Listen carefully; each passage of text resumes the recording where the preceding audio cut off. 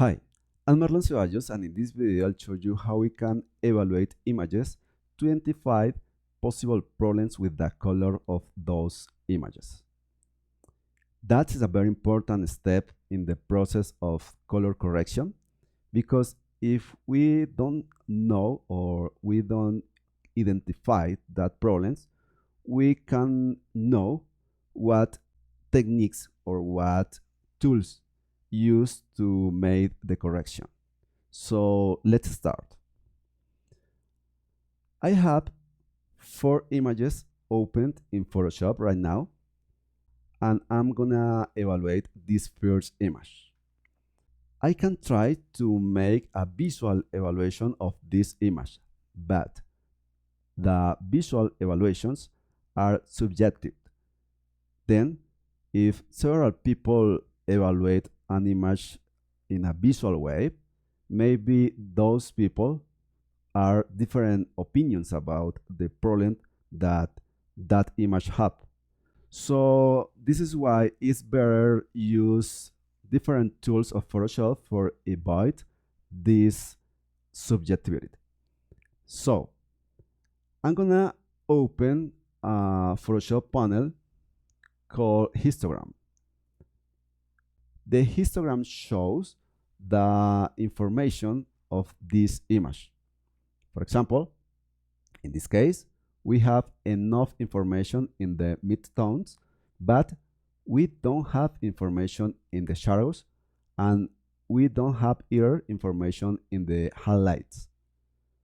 How now this is the shadows and this is the highlights? Because the histogram graph shows luminosity information, and this information is based in a range from 0 to 245.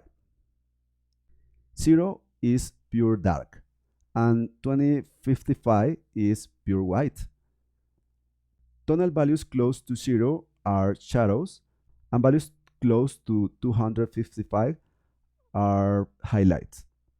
So again, this image don't have enough information in shadows and don't have enough information in highlights. For avoid this icon, I'm gonna click this button, and now this graph is updated.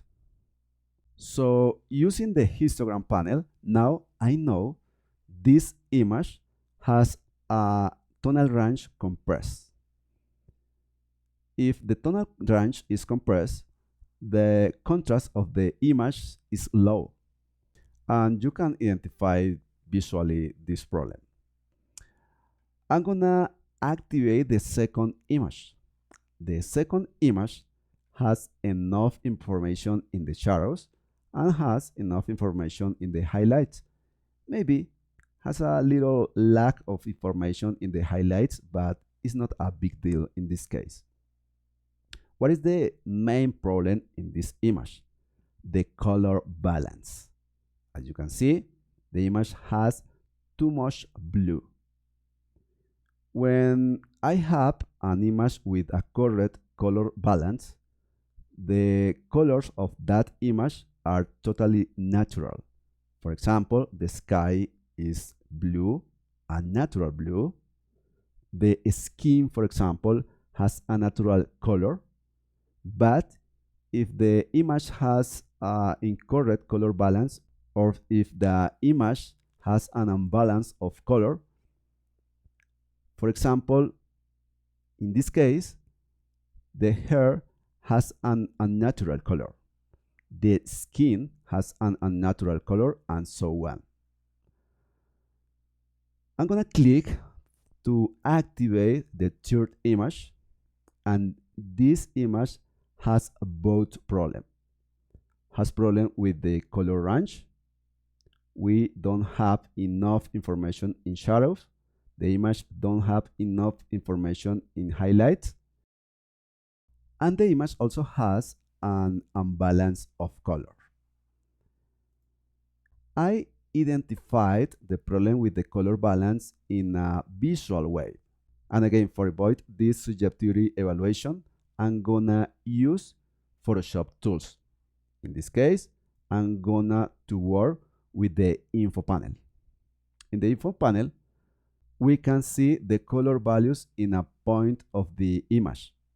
For example, right now, I have activated the eyedropper tool. With that tool selected, I'm gonna point in a specific area of the image, for example, the hair. And you can see the color values in the info panel.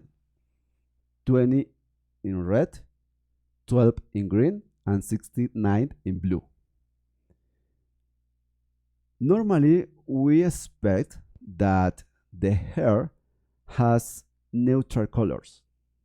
That means the values of that colors are very similar. For example, 25 in red, 22 in green, and maybe 26 in blue. But in this case, the values are 20 in red, 12 in green, and 69 in blue. The blue value is too high in this case, and that means an issue with the color balance in this image. I'm gonna to select or point this area of the image, the t-shirt, and again, the value of the blue is too high compared with the value of red and green. 16 in red, 14 in green, and 67 in blue. The difference between 67 in blue and 14 in green is too high. That again is an issue with the color balance. The image has too much blue. And again, this is an objective, not subjective evaluation, because I'm using, in this case, the info panel in Photoshop. I'm gonna select the last image, and this image has a much better color balance and a much better tonal range. I'm gonna open the histogram panel. I have information in the shadows. I have information in the lights, or better, the image has enough information in shadows and enough information in highlights. And you can see a very good contrast in this image because I have enough information in shadows and highlights. And I have similar color values in neutral areas of the image. For example, the hair, the t-shirt, 30 of red, 29 in green, and 42 in blue. This area, for example, 142, 140, and 139. Similar values in areas with neutral colors. So this is why we can evaluate images to identify possible color problems. After identify the problems, we can decide what tool or techniques use to fix that problems. That's all, and thank you so much for watching this video.